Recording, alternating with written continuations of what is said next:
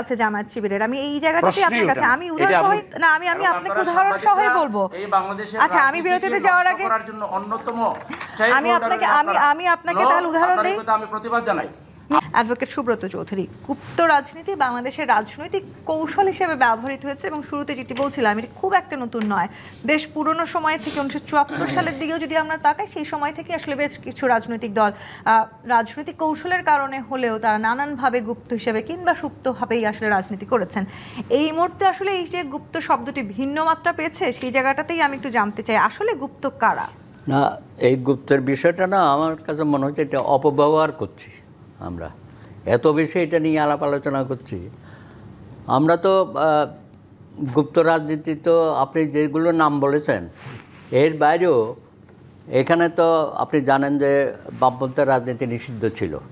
হ্যাঁ, তখনও তো আমরা বলতাম আন্ডারগ্রাউন্ড। হ্যাঁ, তো আন্ডারগ্রাউন্ড রাজনীতি অনেকে বিখ্যাত বিখ্যাত রাজনীতিবিদরা করেছে এক এক সময়ে এক এক সময়। তারপরে এই যে হুলিয়া মাথায় নিয়ে হ্যাঁ আমরা অনেক সময় আন্ডারগ্রাউন্ড, ওইটাই আমরা বুঝতাম আর কি রাজনৈতিক পরিভাষায়, যে কেউ কেউ আন্ডারগ্রাউন্ড রাজনীতি করে কারণ তারা নিষিদ্ধ ছিল, আবার কেউ কেউ হুলিয়া মাথায় নিয়ে সরকারি বিধিনিষেধের কারণে তারা আন্ডারগ্রাউন্ড গিয়ে কাজগুলো করত। সেই জায়গাগুলো এখন যেভাবে গুপ্ত সুপ্ত লুপ্ত আমরা আলোচনা করছি, হ্যাঁ আমাদের তো এটা রাজনৈতিক সংস্কৃতির সাথে যায় না।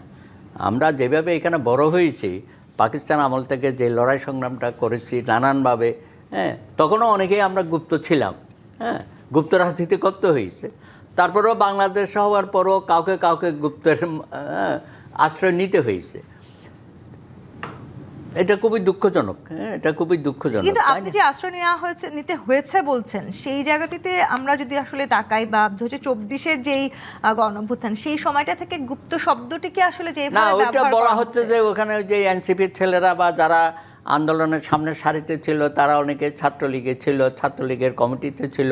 এমনকি 2018-তে আপনার ওই যে সড়ক যে আন্দোলনটা হয়েছিল, সেখানেও তো যেভাবে হামলা টামলাগুলো হয়েছিল তখনও দেখা গেছে যে ওই ছাত্রলীগের মধ্যে এরা অনেকেই জড়িত ছিল।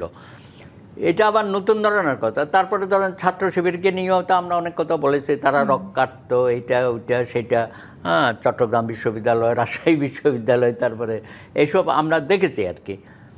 তা এখন এই গণ অভ্যুত্থানের পরে আমরা তো চেয়েছিলাম একটা সুষ্ঠুধারার রাজনীতি বাংলাদেশে চালু হোক এবং উচ্চমার্গের সংস্কৃতি রাজনীতিতে আসুক। ঘাত প্রতিঘাতের মধ্য দিয়ে আমরা কিন্তু সকলেই সাফারার নানানভাবে।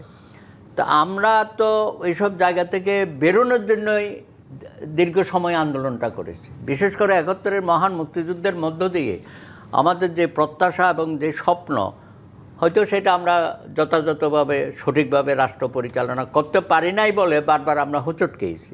90-ও একই অবস্থা।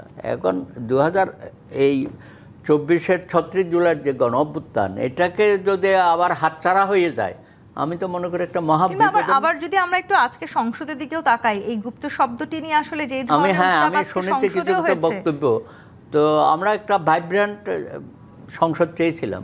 এই যে আমার ভাই গত 2018-তে 6-7 জন নিয়ে যেভাবে তারা ছিল, সেই অবস্থানটা তো জামাত ইসলামের কাজ বা যারা আছে এনসিপি সহ তাদের কাছ থেকে আশা করেছিলাম। তারা তো দেশের যে বর্তমান যে একটা বৈশ্বিক সংকট চলছে সেটা নিয়ে কোনো আলোচনা হচ্ছে না। এইখানে এই ট্রাম্পের যে একটা মাতলামি করতেছে সেটা নিয়ে তো আমরা আলোচনা করছি না। কী কারণে? আমাদের যে চুক্তিটা হলো, আমরা তো বলছি এটা আমাদের রাষ্ট্রের সাথে যায় না, এটা অনেকটা দেশবিরোধী চুক্তি, তাদের পারমিশন নিয়ে আমাদের অনেক কিছুই করতে হবে। এটা দেখেছেন তো কাণ্ড কারখানাগুলো, সেগুলো নিয়ে আপনারা কথা বলেন না কেন? পয়েন্ট অফ অর্ডারে জ্বালানি সংকটের ব্যাপারে কথা বলেন। এবং এইটা আমি তো বলেছি যে আপনি একটা জাতীয় কমিটি করেন, জ্বালানি বিশেষজ্ঞদের নিয়ে একটা জাতীয় কমিটি করে সেই কমিটির মাধ্যমে কাজ করেন, সেখানে সবাই মিলে থাকুক, অসুবিধাটা কি? তাইলে আমরা এইসব অপরাজনীতি থেকে আমি যেটা বলছি যে একটা সুস্থ ধারার উচ্চমার্গের রাজনীতি আমরা ফিরে যেতে চাই। না করে আসলে আমরা তুলনামূলক কম গুরুত্বপূর্ণ বিষয়গুলো নিয়ে সংসদে অবশ্যই একেবারে এগুলো জনগণের স্বার্থ। কদিন পরে দেখবেন, এখন তো আমরা সবাই খুব চেয়ে আছি যে প্রধানমন্ত্রী কি বলছে, স্বরাষ্ট্রমন্ত্রী কি বলছে, বিরোধী দলের নেতা উপনেতা ওনারা কি বলছেন, এনসিপি কি বলছেন, এই 2-3 মাস পরে দেখবেন জনগণের আর এটা আগ্রহ থাকবে না। আমি মোহাম্মদ সেলিমউদ্দিন আপনার কাছে আসি। ছাত্রদল আসলে এই গুপ্ত শব্দটি নিয়ে আসলে যে ঘটনাটি ঘটেছে, এরপরে ছাত্রদলের পক্ষ থেকে বলা হয়েছে দেয়ালে একবার গুপ্ত লেখাতেই যদি শিবিরের গা জ্বলে তাহলে প্রতিটি ক্যাম্পাসে 1000 বার গুপ্ত বলা হবে। একটা রাজনৈতিক প্রেক্ষাপটে বিশেষ একটা রাজনৈতিক দলকে দীর্ঘকালীন এই গুপ্তভাবে আসলে যেভাবে রাজনীতি করতে হচ্ছে সেটিকেও এক ধরনের রাজনৈতিক কৌশলও বলা হচ্ছে। সেই কৌশলটা কি আসলে আপনারা সত্যিকার অর্থে একটি বিশেষ প্রেক্ষাপটেই করতে হলো? জি, ধন্যবাদ। আপনাদের বিজ্ঞ অ্যাডভোকেট সুব্রত সাহেব যে কথাগুলো বলেছেন আমি প্রথমে তার সাথে সহমত পোষণ করছি। বিশেষ করে এই গুপ্ত টুপ্ত এই বয়ানটা মূলত ছাত্রদল তাদের মুরব্বীদের ইনস্ট্রাকশনে হোক অথবা তাদের নিজেদের, আসলে ছাত্রদলে এখন যেটা ক্রাইসিস, ছাত্র তো খুব বেশি নাই, টোকাই মুকাই বিভিন্ন জায়গাতে হায়ার করে নিয়ে তারা শিবির চিনবে কীভাবে? শিবির তো হলো যারা মেধাবী, ডাকসুর বিবি সাদেক কায়েম, ফরহাদ, এরা যখন কথা বলে মনে হবে জাতীয় রাজনীতিবিদ এক একজন। এরা যখন ডিবেটে আপনাদের এখানেও আসছে বিভিন্ন জায়গায়, ছাত্রদলে যে সবাই টোকাই তা তো না, সবাই টোকাই আমি বলছি না, কিন্তু বেশিরভাগ এরা বাইরে থেকে যাইয়া মিছিলে অংশ নেয়, তো শিবির চিনবে কীভাবে? সে প্রত্যেকটা মানুষ নিজেকে সে যেরকম চিন্তা করে অন্যকেও সেরকম চিন্তা করে। ইসলামী ছাত্র শিবির এমন একটা মেধাবী, এমন একটা ক্রিয়েটিভ, এমন একটা ছাত্র সমাজের একটা আস্থার মিনার। দেখছেন আপনারা ইউনূস সরকারের আমলে যে নিরপেক্ষ নির্বাচন হলো, সেই নির্বাচনে বিপুল ভোটে কত কথা, তুমিও জানি আমিও জানি, সাদিক কায়েম পাকিস্তানে, ছাত্রছাত্রীরা একেবারে মুখের উপরে চপেটাঘাত করে যা করবার তাই তারা করেছে। এখনই জ্বালা কেমনে সহ্য করবেন? এজন্য গুপ্ত সুপ্ত যদি হয়, হেলমেট বাহিনী গঠন করে মানুষকে নির্যাতন করা, চাপাতি দিয়া কিংবা গাজার পুটলি পকেটে নিয়ে ইউনিভার্সিটিতে মানে যাতাই করা, তাহলে তো সেটা এক জিনিস। রামদা, পিস্তল এগুলো নিয়ে খুনাখুনি ঘোরাঘুরি করা, এগুলোর নাম কি সুপ্ত? ইসলামী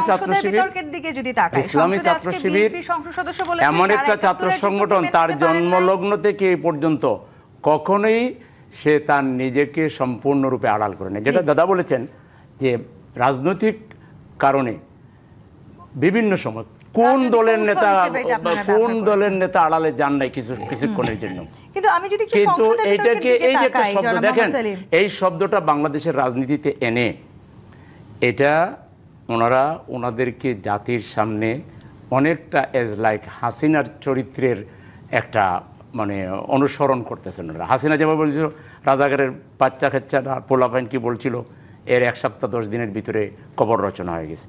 ওনারা এই শব্দের জন্য যদি বাংলাদেশে ওনাদের কবর রচনার পথ তৈরি হয়, সংশোধন না হন, শিবিরের জন্য কিছুই জানে, ডাজন্ট ম্যাটার। একটা সাধারণ ছাত্র জানে শিবির বলতে কোনো গুপ্ত জিনিস এনে না, সবচেয়ে সুপ্ত, আলোকিত, সমুজ্জ্বল, যাদেরকে দেখলে সবাই চিনে, যারা নামাজি ছেলে, যারা পরহেজগার, দিনদার, যারা চাঁদাবাজি করে না। একটা শিবিরের ছেলের চরিত্রে চাঁদাবাজির কোনো অভিযোগ নাই। সেই ছেলেদেরকে যারা গুপ্ত বলবে, তাদের ওই তথাকথিত বয়ানকে ছাত্র সমাজ একেবারে সদস্য আজকে সংসদে বলেছেন যারা 71-এর যুদ্ধকে মেনে নিতে পারে না, তারা বাংলাদেশকে মেনে নিতে পারে না, এই কারণে তারা গণতান্ত্রিকভাবে যে কোনো কিছু বলার সুযোগ আছে সেটিকেও তারা মেনে নিতে পারছেন না। মানতে তো কোনো অসুবিধা, গণতান্ত্রিক এটাকে একটা গণতন্ত্র হইল? যে ছাত্র সংগঠন জুলাই আন্দোলনে সবচেয়ে বলিষ্ঠ ভূমিকা পালন করেছে, তাকে আপনি কেন একটা একাই কি সবচেয়ে বলিষ্ঠ ভূমিকা পালন করলো? সেই একাই করব কেন? সবার ছিল, অন্যরাও করেছে, শিবিরও তো করেছে, নাকি করে নাই?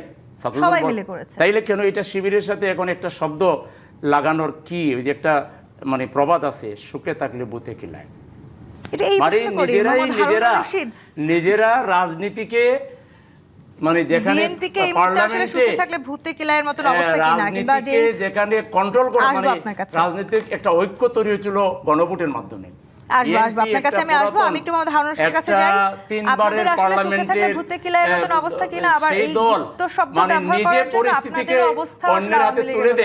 এটা তো আমি কখনো সরকারি দলকে কখনো এরকম দেখি না। সরকারি দল বরং সবসময় সবাইকে নিয়ে চলার একটা মানুষ। জি, ধন্যবাদ আজকে আমাকে আমন্ত্রণ জানানোর জন্য। এখানে সম্মানিত আলোচকবৃন্দ এবং ডিবিসির দেশ বিদেশের সকল দর্শকদের আন্তরিকভাবে শুভেচ্ছা জানাচ্ছি। অনেকদিন পর ডিবিসিতে এসেছি, আজকে একটি বিষয় নিয়ে আলোচনার সূত্রপাত করেছেন। আমার রাজনীতির বয়স তো প্রায় আপনার 45-40 বছর হয়েছে।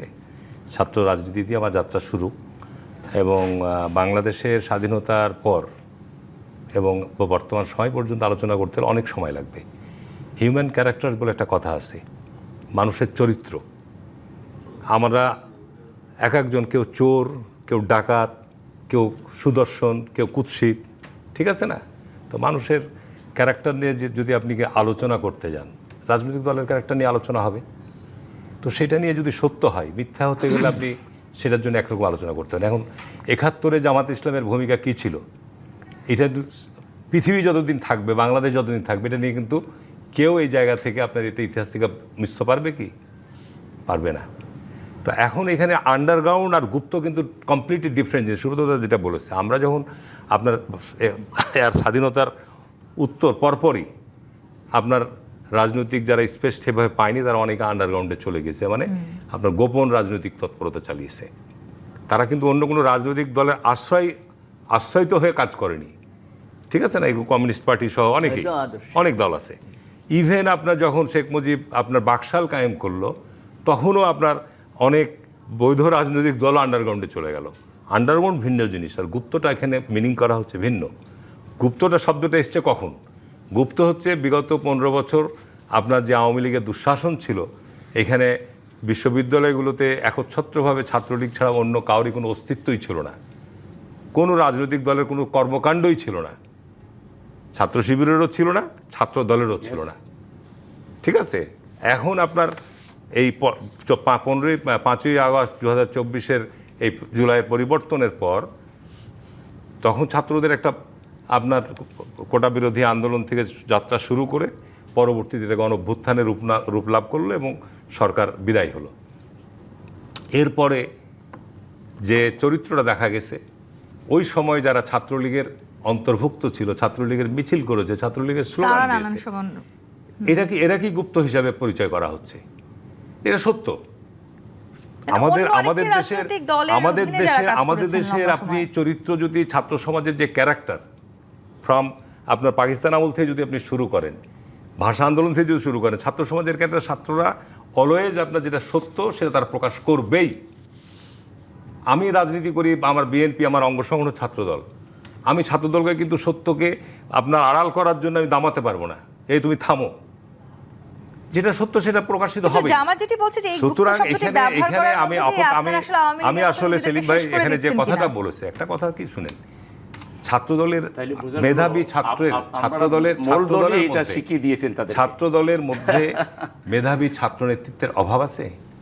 উনি ছাত্রদলকে কতটুকু চিনেন, এখন কি অবস্থা, উনি কতটুকু চিনেন, কতটুকু জানেন? কোনো মেধাবী ছাত্র, আরে ভাই আমাদের তো গত 15 বছর রাজনৈতিক কোন, আমি কথা বলি প্লিজ, আপনি আমার কথার মধ্যে বলেন না, ক্রিয়েটিভ কথা না বলে প্লিজ আমার কথার মধ্যে দয়া করে কথা বলেন না। বিষয়টা হচ্ছে যে গত 15 বছর কি বাংলাদেশে কোনো রাজনৈতিক চর্চা ছিল?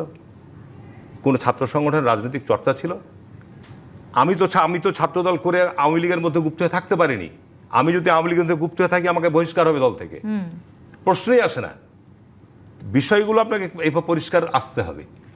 এখন জামাত ইসলাম এই নির্বাচনের মধ্য দিয়ে, এই নির্বাচন নিয়ে আমি কোনো প্রশ্ন আনতে চাই না। আমাদের জামাতের আমিরই বলেছে যে ডক্টর শফিক সাহেব, যে এই নির্বাচন পোস্টমর্টম রিপোর্ট একদিন আসবে।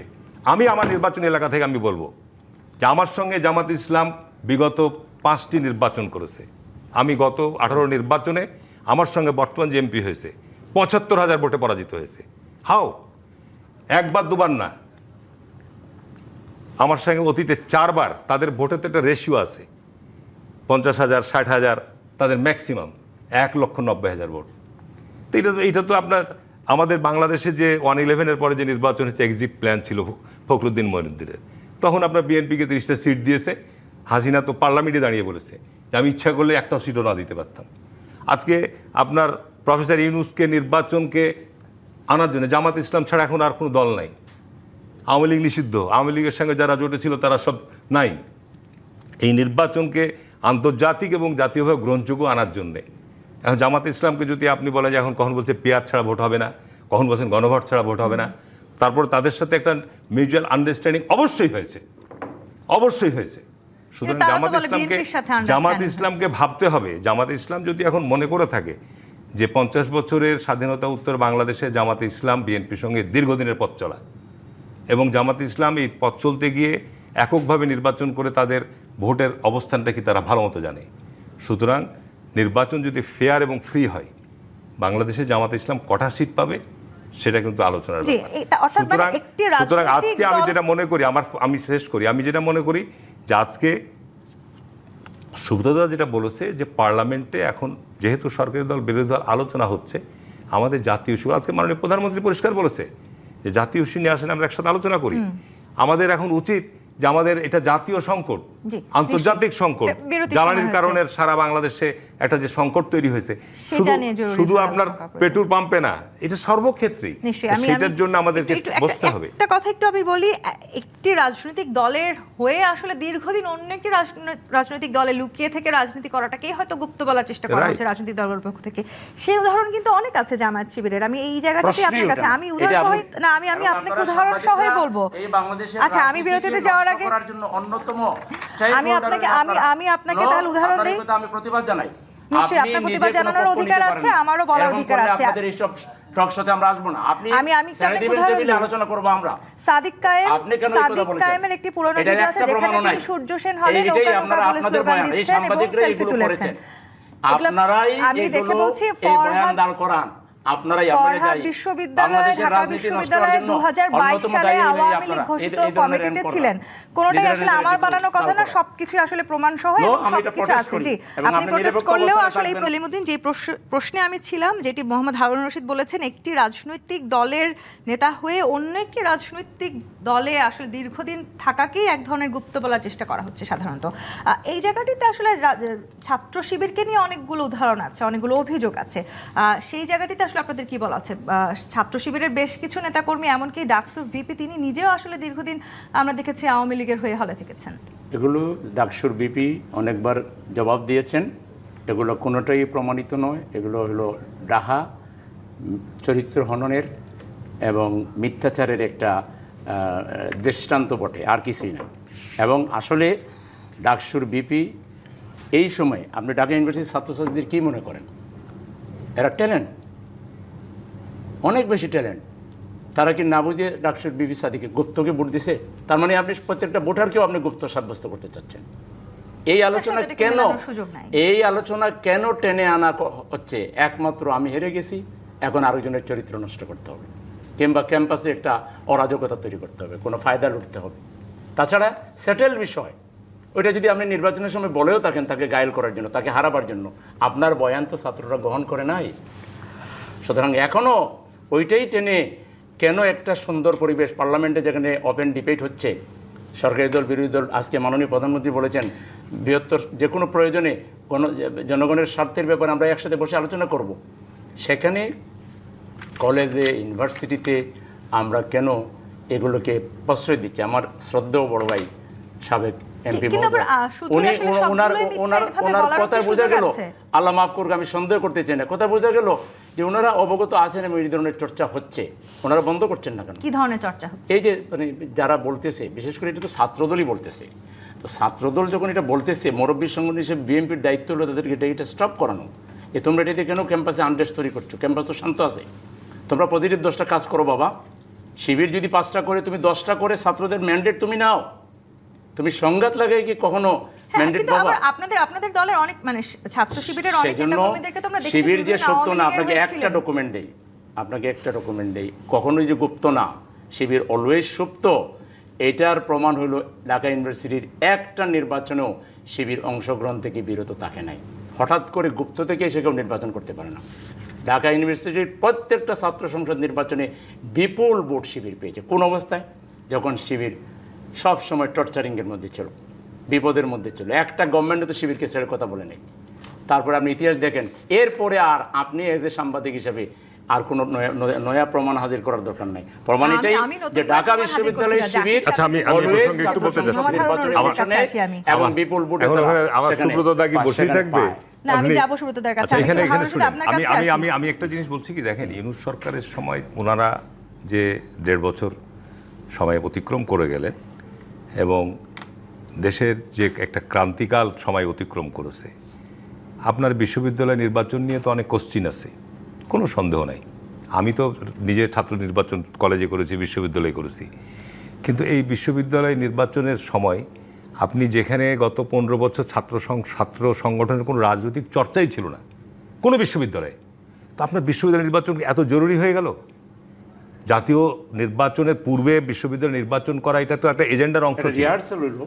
এটা একটা এজেন্ডার অংশ, এবং আপনি দেখবেন পার্লামেন্টে বলেছে, তো পার্লামেন্টে আলোচনায় এসছে, আমাদের মাননীয় স্বরাষ্ট্রমন্ত্রী বলেছে যে আমরা বলতে চাই না বিশ্ববিদ্যালয়ের সমস্ত ভাইস চ্যান্সেলরগুলো জামাত ইসলাম সমর্থিত। ওয়াই? বিশ্ববিদ্যালয়ে কি আপনার প্রথিতযশা অধ্যাপক ছিল না? নিরপেক্ষ অধ্যাপক ছিল না? এখন একজন বিশ্ববিদ্যালয়, একজন, আমাদের সরকার ক্ষমতা এসে স্বাভাবিক কারণে আমাদের সমর্থিত এখনো তো দলীয় লোক দিছেন। এখন বিষয়টা তাহলে ইউনূস সাহেব কি জামাত সমর্থিত না, আপনার ইউনূস সাহেব অন্তর্বর্তীকালীন সরকার ছিল? দিয়েছিল। ইউনূস আমি সাহেব যে কারণেই নিরপেক্ষ বলছি দিয়েছিল। যে নির্বাচন আপনার জাতীয় এই বিশ্ববিদ্যালয়তে হলো, ঢাকা বিশ্ববিদ্যালয়ে প্রথম নির্বাচন হতে গিয়ে কি হলো? ঢাকা বিশ্ববিদ্যালয়তে নিঃসন্দেহে আবিদ আমাদের অত্যন্ত যোগ্য প্রার্থী ছিল, এবং অত্যন্ত ছাত্রদের কাছে সে অত্যন্ত গ্রহণযোগ্য মানুষ ছিল। আপনার কোনো হলে আন্দোলন করে যে হলে নাকি ওখানে আপনার কোনো সংগঠন করা যাবে না, তা আপনি হলে প্যানেল দিবেন। কিন্তু জামাত তো অভিযোগ করছে যে আপনারা আসলে বিশ্ববিদ্যালয়ে ছাত্রদল হেরে গেছে বলে না না না না না, এটা না, আপনার হারা জিতা হবেই। আপনি যে সব জায়গাতে জিতবে আমি কথা বলবো না, সব জায়গায় জিতবে কথা বলবো না। নির্বাচনের একটা ক্ষেত্র, আপনি যে বিশ্ববিদ্যালয়ে আপনার দীর্ঘ 15-20 বছর রাজনৈতিক কোনো চর্চা নাই, কোনো সংগঠন নাই, ছাত্রদল যেখানে তাদের কোনো হল কমিটি নাই, হল কমিটির কোনো কার্যক্রম নাই, তা আপনি বিশ্ববিদ্যালয়ে নির্বাচন করবেন জাতীয় নির্বাচন, জাতীয় ইস্যু এই সমস্ত বাদ দিয়ে, আপনি যেখানে ছাত্ররা মুভ করে যে আপনার সচিবালয়ে ঢুকে বলছে যে অটো পাস দিতে হবে, আজকে এই দাবি ওই দাবি নিয়ে গিয়ে তারা সচিবালয়ের সামনে অবস্থান গ্রহণ করছে, সেইটা আপনি ঠিক না করে আপনি বিশ্ববিদ্যালয়ে ছাত্রদেরকে ঘরে না নিয়ে গিয়ে আপনি ছাত্রদেরকে নিয়ে আপনি দল খুলিয়ে দিলেন। এগুলো অনেক আলোচনা আছে, আপনার এগুলো অনেক আলোচনা আছে, আলোচনা করা যাবে। এগুলো দেশের জন্য ক্ষতি হয়েছে, এগুলো রাজনীতি ছাত্রদের শিক্ষাঙ্গনের জন্য ক্ষতি হয়েছে। আপনি শিক্ষাঙ্গনে এখন রাজনীতি হবে, আবার 1 বছর পর নির্বাচন হবে, নির্বাচনে দেখা যাবে যে ওখানে ছাত্র শিবির কি কেমন রেজাল্ট করে, এবং নির্বাচন নিঃসন্দেহে নির্বাচন আপনার ওখানে সকল সংগঠন যারা আজকে আছে তারা অংশগ্রহণ করবে। সুতরাং এখানে একে অপরের দোষারোপ নয়, এখানে আমি যেটা মূল বিষয়টা বলবো যে আমাদের এখন জাতীয় অনেক ইস্যু, জাতীয় অনেক সংকট আছে, সেই জায়গায় আমরা একটা গণতন্ত্র উত্তরণের জায়গায় আছি, এখনও স্থানীয় সরকার নির্বাচন হয়নি, আমরা একটা জায়গার দিকে এগিয়ে যাই। রাজনৈতিকভাবে জামাত ইসলাম বিরোধী দলের সমালোচনা হবেই, বিরোধী দল হিসেবে বিরোধী দল সরকারের সমালোচনা করবে, এটাই স্বাভাবিক। সেই সমালোচনা গঠনমূলক হোক, সেটি প্রত্যাশা রাখতে চাই আমরা। অ্যাডভোকেট সুব্রত চৌধুরী, আইনে আছে রাজনৈতিক দল হিসেবে কার্যক্রম চালাতে হলে অবশ্যই নির্বাচন কমিশনে নিবন্ধিত হতে হবে। যদিও আইন থাকা সত্ত্বেও গুপ্ত রাজনীতিতে দমনে বেশ কিছু বাস্তবিক চ্যালেঞ্জ রয়েছে, আপনিও শুরুতে সেই কথাগুলো বলছিলেন। এখন আসলে যে গুপ্ত রাজনীতি নিয়ে যে আলোচনাটি সম্প্রতি উঠলো, সেই জায়গাটিতে আমরা কিন্তু না আলোচনা উঠছে, যখন হয়ে যাক আলোচনা, কিন্তু আলোচনা করেছেন, বিতর্ক হোক না। আমি বলি যে বিএনপি নেতা আমার সময়ে ইসলামী ছাত্র সংঘ ছিল, হ্যাঁ আমরা তো একসাথে রাজনীতি করেছি, তাই না? এনএসএফ ছিল, ছাত্র ইউনিয়ন ছিল, ছাত্রলীগ ছিল, তখন তো আর বিএনপি আসে নাই। এখন মুক্তিযুদ্ধে দেখলাম এই ছাত্র সংঘের ছেলেরা রাজাকার আলবদর আলশমস হয়ে গেল, তারপরে দেশ স্বাধীন হওয়ার পরে তাদের রাজনীতি নিষিদ্ধ হলো। রাষ্ট্রপতি শহীদ জিয়া রহমান এসে তাদেরকে রাজনীতি করার সুযোগ দিল। তাহলে এই অবস্থা তারা কোথায় ছিল? তারা হঠাৎ করে রাজনীতির মাঠে কিভাবে চলে আসলো? তাহলে ছিল তো তারা, তাহলে গুপ্ত ছিল, সুপ্ত ছিল, তো এগুলো মেনে নিতে অসুবিধাটা কি? আমার ভাই এত সেন্সিটিভ হচ্ছে কেন? তারপরেও বিভিন্ন সময় নানান কারণে অনেক রাজনৈতিক দলকে গুপ্ত অবস্থায় থাকতে হয়েছে। ওনারা আবার আওয়ামী লীগের সময়ে আবার বিপদের মধ্যে ছিল। শোনেন, আমি তো পেশায় বহু বছর ধরে আছি, আমি কিন্তু এই জামাতের ভাইরা বা যারা শিবির ব্যাকগ্রাউন্ডে আসছে তারা তো সব বিএনপির সাথে ছিল, আমি তো চিনতেই পারি না এটা বিএনপি না এটা জামাত। রাইট। আপনি এত অস্থির হচ্ছেন কেন ভাই? আপনি এখন সুযোগ পেয়েছেন, স্বাধীনভাবে রাজনীতি করবেন। আমি তো দেখছি যে যাদেরকে আমি বিএনপি মনে করতাম তারা দেখি এখন জামাতের রাজনীতি করে, তো তাতে দোষণীয় কী হয়েছে? ওই সময়টা তো আপনার পক্ষে রাজনীতি করার সুযোগ ছিল না। সুতরাং আপনি এখন বিএনপির প্রতি আপনি এত কূটবাক্য দেওয়ার ব্যাপার না, কারণ আপনারা নানানভাবে বেনিফিটেড হয়েছেন বিএনপি থেকে, শহীদ রাষ্ট্রপতি থেকে বেগম খালেদা জিয়া আপনাদেরকে অনেকভাবে, জিয়া এবং শহীদ রাষ্ট্রপতি জিয়া রহমানকে আমরা গভীরভাবে বুঝছেন না, এগুলো তো আমাদের দেখা। ওনারা কোর্ট রাজনীতি করেন নাই, সুতরাং কিন্তু এখনকার বিএনপি ওই জায়গায় আছে না, তারা এখন একটু যে সর্বশেষ যে মানে বিষয়টা ডাইভার্ট হয়ে হচ্ছে, গেছে, এটাই আমাদের এখন প্রশ্ন। এই শিবিরের শহীদ ছেলেপেলে প্রেসিডেন্ট জিয়াউর রহমান এবং গত 17 বেগম জিয়াকে বছর আমরা respect করি। ছাত্রলীগের ব্যানারে কাজ করেছে, অনেক জায়গায় অনেক কমিটিতে তারা ঢুকেছে। এটা মেনে নেন না, এটা অসুবিধাটা কি? আমি কিন্তু আবার তো সেটা একই বুঝি কথা না। কিন্তু না, না, জামাতের অনেক আমির শিবির আজকে বলেছে, সংসদদারিও বলেছেন। অনেক শিবির বলেছে যে আমিও শিবির করি, হ্যাঁ, জি, জি, অনেকেই আমিও বলেছেন। আমিও সরাসরি ছাত্রলীগের বক্তব্যেও নেতা, তারা আমি বলেছেন। শিবির করি, এই কথা সেটিও আসলে তা- অস্বীকার না, করতে হবেন, আমি জানি তাদের না। আছে তো, যে কোনো জি, দল তারা যে কারো নিজেরাই করার বলেছেন। অধিকার তাদের জবানবন্দি আছে, জি, জি, এবং জি। তারা গর্ব করে বলেছে যে এতদিন আমরা ছাত্রলীগে ছিলাম, কিন্তু আসলে আমরা আপনি কারেক্টলি বলেছেন। যেমন আপনাদের শিক্ষক যে সংগঠনটা বিশ্ববিদ্যালয়ে, জামাত বিএনপি একসাথে ছিল, হ্যাঁ, তো আমি তো এবং যারা আজকে বিশ্ববিদ্যালয়ের ভাইস চ্যান্সেলর হয়েছে তারা কিন্তু ওই সংগঠনের জায়গা থেকে হয়েছে। তাহলে আজকে হঠাৎ করে এখন এসে আমরা বিষয়টা একটা হচ্ছে ডিভিশন তৈরি না, করছি। ডিভিশনটা যেহেতু এখন তো বিরোধী এই দলের সরকার বয়ানটা আলাদা কেন দাঁড় হয়েছে, করানো হচ্ছে? তখন আপনি- বলেন না কেন, এই যে ভাই তুমি গুপ্ত, আমার এখন ওইখানে কিন্তু বিএনপির সাথে তখন না থাকলে করে গুপ্ত নয়, তখন অন্য আপনার কোনো স্বার্থের রাজনৈতিক জন্য দলের সাথে এটা করেছেন। না, না, সেলিম ভাই, এখানে- আপনি এখানে আপনি সেলিম আপনি- সাহসের সাথে বলে হ্যাঁ আমরা গুপ্ত না না, ছিলাম। আমি গুপ্ত অগুপ্ত আমি বলি না, আমি না। বলছি যে এই বয়ান নতুন করে কেন হাজির করা আমার হচ্ছে? ধারণা সেটা স্বার্থটা কি? একটু ছোট করে আপনার কাছে এইটা আরেকবার বলেন। আসি। আজকে জাতীয় এটার সংসদে পিছনে জামায়াতের স্বার্থটা কি? আমির বলেছেন বিএনপিও দীর্ঘদিন আসলে লুকিয়ে রাজনীতি করেছে, তার মানে বিএনপি নেতাকর্মীরাই দীর্ঘদিন গুপ্ত ছিলেন, তাদের মুখে এখন আর এই গুপ্ত শব্দটি মানায় না। না, বিএনপি তো দীর্ঘদিন লুকিয়ে রাজনীতি করা বলতে আপনার উনি কি মিন করেছেন বলতে পারবো না। গুপ্ত আর লুকিয়ে থাকে এক জিনিস। তার মানে আমরা তো আমাদের বিরুদ্ধে লক্ষ লক্ষ লক্ষ লক্ষ নেতাকর্মী মামলা ছিল, আমরা এই এলাকায় থাকতে পারিনি। না, না, বিএনপির ছেলেপেলে ছাত্রলীগের কমিটিতে ছিল না, কেউ না, একজনও বলতে ছাত্র দলের না, না, ছিল। অসম্ভব, বহিষ্কার আমরা হবে। খুব কাছে থেকে দেখেছি তো। একজনও থাকতে লুকিয়ে পারবে না। থাকা এবং অন্য রাজনৈতিক আমাদেরও দলের কোনো নেতাকর্মী ভিতরে ছিল হয়ে না। রাজনীতি করার মাঝে জামাতেরও একটা কোনো পার্থক্য। নেতাকর্মী- তাদের সঙ্গে মিছিল করা। জামাতেরও কোনো নেতাকর্মী কোনো দলের হয়ে কোনো তার কাজ কারণ করেনি। আপনার যেটা আমাদের করেছি আমরা আমাদের alliance ছেলেরা করেছি। লুকিয়ে ছিল, এবং লুকিয়ে ছিল। সবথেকে সোচ্চার ছিলাম আমরা আওয়ামী লীগের আমলে জি, রাস্তায়। খোদ প্রধানমন্ত্রীও আমার এই গুপ্ত নেতৃত্বে শক্তির 2000 বিরুদ্ধে সতর্ক থাকতে বলেছেন, তার মানে কোথাও না কোথাও তো একটা ষড়যন্ত্র হয়তো হচ্ছে। আমি সুব্রত চৌধুরী, মূলত ক্যাম্পাসগুলোতে থেকে আসলে এই শব্দটা হয়তো শুরু হয়েছিল, কে বেশি শক্তিশালী। আবার যদি আমি একটু অন্যভাবে চিন্তা করি, জুলাই অভ্যুত্থানে কার অবদান কতটুকু, এই বিতর্কটা থেকে আসলে এই গুপ্ত শব্দটা অনেক বেশি শক্তিশালী হয়েছে, এমনকি একটা সময় এসে বা এখন আসলে সংঘর্ষে বারুদে পরিণত আচ্ছা, হয়েছে। উত্তপ্ত কেন জুলাইকে হচ্ছে নিয়ে অনেক বয়ান তৈরি হয়েছে, হ্যাঁ, মানে জুলাই চেতনা আরেকটা নতুন বয়ান, যেন যারা বয়ানটা দিচ্ছে এর বাইরে যারা আছে ওরা জুলাইকে বিশ্বাস করে, আন্দোলনে ছিল এখন বিশ্বাস করে, এরকম আর কি ভাবটা। আমি যে কথাটা বলতে চাই, এই যে গুপ্ত একটা শব্দ নিয়ে শিবির বা জামাত ইসলামী হঠাৎ এত ক্ষিপ্ত কী কারণে হয়? আমরা অতীতেও দেখেছি বহু রাজনীতিবিদকে, ধরেন আমি তো বামনারার থেকে আসছি, এইখানে যারা বামের শীর্ষ পর্যায়ে ছিল তারা আওয়ামী লীগে ছিল, তারা নেপে ছিল, মৌলানা ভাসানীর দলে ছিল, ওয়াল খানের দলে ছিল, অধ্যাপক মোজাফফর, আচ্ছা, এই এগুলো তো চোখের রাজনৈতিক সামনে। কৌশলটা বাংলাদেশের রাজনীতিতে বেশ তো পুরনো। ওনারা কেন, আমি তো বলছি যে না, আপনাদের সৎ সাহস নাই কেন? আপনারা বলেন যে হ্যাঁ আমরা গুপ্ত, আপনারা কিন্তু আবার আজকের আন্ডারগ্রাউন্ড শব্দ প্রধান- ব্যবহার করেন। আমরা আমাদের গুপ্ত বলার কারণে আমরা কারোর উপরে গিয়ে অ্যাটাক করছি। এই যে যেটা হয়ে গেল সেটা এটা আমরা করি নাই তো, উল্টো আমাদের উপরে করছে তো। না, না, ওরা জাস্ট লিখেছে গুপ্ত, লিখছে, এর আপনি প্রতিবাদে আরো 10টা লিখে দেন। মিছিল করছে। আমার কথা হচ্ছে মিছিলে হামলা করছে তো এখন ছাত্র। এখন এইসব নিজেদের মধ্যে এই জায়গায় রাজনীতিটা থাকা উচিত জি, কিন্তু হচ্ছে না। যখন আমরা আসলে কিন্তু- খোদ আমরা কিন্তু প্রধানমন্ত্রীও পথ হারাবো। হ্যাঁ, গুপ্ত আপনারা শক্তির একটু বিষয়ে সতর্ক করেছেন, তখন আসলে সত্যি একটি ষড়যন্ত্র হচ্ছে কিনা সেই শঙ্কাটা না, তার না, মনে আছে তো? অনেকে হয়তো সচেতন ভাবে করছে। আমি বলছি যে এটা ভয়াবহ পরিস্থিতির সৃষ্টি হইতে পারে। এখনই যদি রাজনীতির মধ্যে, আমি তো মেঘাচ্ছন্ন দেখতেছি, ঘোলাটে করছি রাজনীতিতে। ওই যে বলে না গাদা কি ঘোড়া পানি গোলা করে খায়। তা এই পথে যেন আমরা না যাই, আমরা যেন পথ না হারাই। এটা সময় ওই থাকতে যেন ইউনূস সাহেব control করি। পথ হারিয়েছিল বলে অনেক ভোগান্তি হয়েছে। এখন একটা গণতান্ত্রিক সরকার, বিপুল জনপ্রিয়তা নিয়ে তারা আসছে, তাদেরকে আমরা সময় দিই, তারা একটু। জি, কিন্তু অ্যাডভোকেট সুব্রত চৌধুরী, আপনি এই গুপ্তর যে ধারণা সেটিকে রাজনীতিকে যৌক্তিক মনে করেন? আমি যৌক্তিক মনে করি। তার রাজনীতি করার জন্য যদি সে কোনো দলে আশ্রয় নিয়ে থাকে, আমি এটা তো, এবং তারা তো সৎ সাহসের সাথে বলেছে শিবির নেতারা যে হ্যাঁ আমরা গুপ্ত ছিলাম, ছাত্রলীগে পদাধারী ছিলাম, কিন্তু আমার কথা, তুমি ওখানে থাকিয়া তো আমাদের আন্দোলনের বিরুদ্ধে কাজ করেছো ইনিশিয়ালি, এখন এক একজন করে বেরোচ্ছে। হ্যাঁ, এই এটা বিষয়টা আমি বলি, মোহাম্মদ এটা সলিমুদ্দিন- সমালোচনা করছি। যে জায়গাটিতে অ্যাডভোকেট সুব্রত চৌধুরী প্রশ্নটা তুললেন যে দীর্ঘ সময় যখন শিবিরের নেতাকর্মীরা আওয়ামী লীগে ছিলেন তখন তারা তাদের বিরুদ্ধেই কাজ করেছেন, এখন এসে তাহলে কেন অন্য দাদার রূপ ধারণ ইনফরমেশনটা করলেন? সঠিক না। কারণ হলো শিবিরের কেউ দাবি করেছে যে আমি আগে এটা ছিলাম এখন শিবির করি, আমার নলেজ এটা নাই। এখন এটা দাদার কাছ থেকে আমি পরে জেনে নিব না, এটা হয়তো উনি কোথাও থেকে শুনেছেন।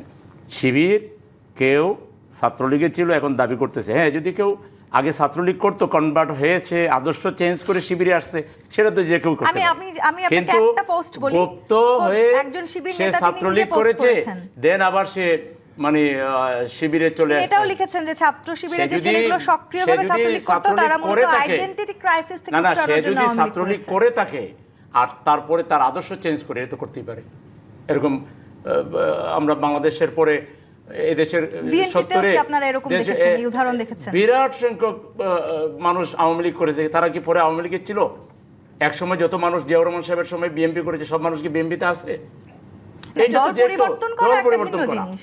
কিন্তু আপনি যে অর্থে বা এখানে যে অর্থে জিনিসটাকে মিন করা হচ্ছে, এই অর্থে শিবির কখনোই এই রাজ্যের তাহলে জামায়াত কিংবা শিবিরকে এই গুপ্ত রাজনীতিতে বাংলাদেশে দেখতে একটাই জামাত শিবিরের অগ্রগতি। জামাত শিবিরের যারে দেখতে নারী তার চলন বাঁকা, বড় জিনিস হলো ভিতরে কষ্ট। কেন এরা আগে এরা থাকবে, আমাদের সাথে থাকবে, আমাদের সাত কামলা হিসেবে থাকবে। এরা সামনে চলে যাবে কেন? দুঃখ, ব্যথা, জ্বালা, যন্ত্রণা থেকে জাতীয় নির্বাচনে তো তবে আমরা বিএনপি বলবো এগিয়ে আছে। শিবিরকে, জামাতকে বহু গালি দেওয়া হয়েছে, রাজাকার বলা হয়েছে, স্বাধীনতা বিরোধী বলা হয়েছে, ওই রানা প্লাজা ভেঙে দিছে, ভূমিকম্প এনেছে।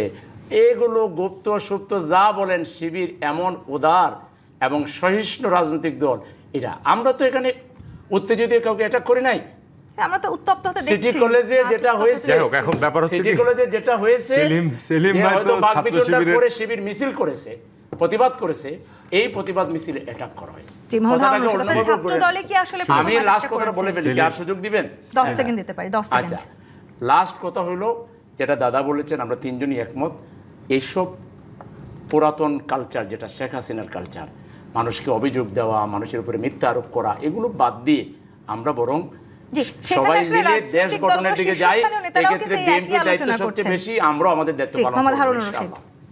ইসলামী ছাত্র শিবিরকে তো বাংলাদেশের ছাত্র সমাজ ভালো মতোই জানে। ইসলামী ছাত্র শিবিরের কর্মকাণ্ড আমরা অত্যন্ত পরিচিত। সুতরাং উনি ইসলামী ছাত্র শিবিরের নেতা ছিলেন, সভাপতি ছিলেন। কেন্দ্রীয় সভাপতি ছিলেন। আমি বিশ্ববিদ্যালয়ে ছাত্রদলের সভাপতি ছিলাম, আমি কেন্দ্রের ভাইস প্রেসিডেন্ট ছিলাম, আমি রাষ্ট্রপতির নির্বাচনও করেছি। এবং ইসলামী ছাত্র শিবিরের কর্মকাণ্ড নিয়ে আমি এখানে আলোচনার জন্য আজকে আসিনি। ইসলামী ছাত্র শিবিরের কর্মকাণ্ড সম্পর্কে এটা গোটা বাংলাদেশের ছাত্র সমাজ অবহিত, এবং সেটা নিয়ে নতুন করে আমি বিশ্লেষণ করার কোনো প্রয়োজন মনে করি না। আমার কাছে এখানে বিষয়টা হচ্ছে যে একটা যে কোনোভাবেই হোক, একটা নির্বাচন হয়েছে, নির্বাচনের পর একটা সরকার গঠন হয়েছে। আপনি এই ইউনূস সরকার আপনার বহু ছলচাতুরি করে বিভিন্নভাবে দীর্ঘ সময় কালক্ষেপণ করেছেন। উনি বিভিন্ন কমিশন গঠন করে আপনার সংস্কার প্রস্তাব তৈরি করে একটা খসড়া তৈরি করলেন। ওখানে খুব খোলামেলা আলোচনা, সব রাজনৈতিক সুব্রত দাদারাও ছিল, আলোচনা হয়েছে, অংশগ্রহণ করেছে, এবং একটা স্বাক্ষরও হয়েছে, জুলাই সনদের স্বাক্ষরও হয়েছে। এবং এখানে বিএনপি খুব স্পষ্টভাবে বলছে, এবং সেখানে যে সমস্ত বিষয়গুলো বিএনপির জায়গা থেকে আপত্তি, সে নোট অফ ডিসেন্ট আছে। এবং সেখানে বিএনপি বলছে যে আমরা জুলাই সনদে যে স্বাক্ষর করেছি, আমরা যেগুলোতে ঐক্যমত, আমরা সেগুলো ধারাবাহিকভাবে বাস্তবায়ন করব। এটা বৃহত্তম রাজনৈতিক দল প্রকাশ্য পার্লামেন্টে, প্রকাশ্য বাইরের সমাবেশে একই কথাই বলছে। এরপরও আপনার আজকে বিরোধী দলের জায়গা থেকে আজকে ধরেন যে 133টা যে অধ্যাদেশ ছিল, তার মধ্যে কয়েকটা অধ্যাদেশ আপনার আসলগুলো বাতিল করা হয়েছে, মূলগুলো বাদ। এবং এটার ক্ষেত্রে বলা হচ্ছে যে এই আইনগুলো আরও আধুনিকায়ন করে আরও ভালোভাবে যে সমস্ত ইগুলো আছে সেগুলো আবার উপস্থাপন করা হবে। অপেক্ষা করেন, ধৈর্য ধরে। একটা আইন তৈরি করে প্রস্তাব উত্থাপন করতে তো সময় দিতে হবে আপনাকে। এগুলো গুরুত্বপূর্ণ বিষয়, যে আইন যে কয়টা বিষয়, পুলিশ কমিশন, তারপরে মানবাধিকার কমিশন, এই সমস্ত বিষয়গুলো যেগুলো কয়টা বাদ দিয়েছে, সেগুলো তো বলেনি যেগুলো আমরা করব না, সেগুলো করবে। কিন্তু সেগুলোর জন্য বলছে আমরা নতুনভাবে বিল নিয়ে আসবো। না নিয়ে আসবে তখন আপনারা অপেক্ষা করেন। কেবল তো প্রথম অধিবেশন বলতেছে, অগ্রাধিকার পাওয়ার এই মাত্র কয়েকটা প্রথম অধিবেশন। বিচার বিভাগে বিচারপতি নিয়োগের ক্ষেত্রে যেভাবে আপনারা করেছে,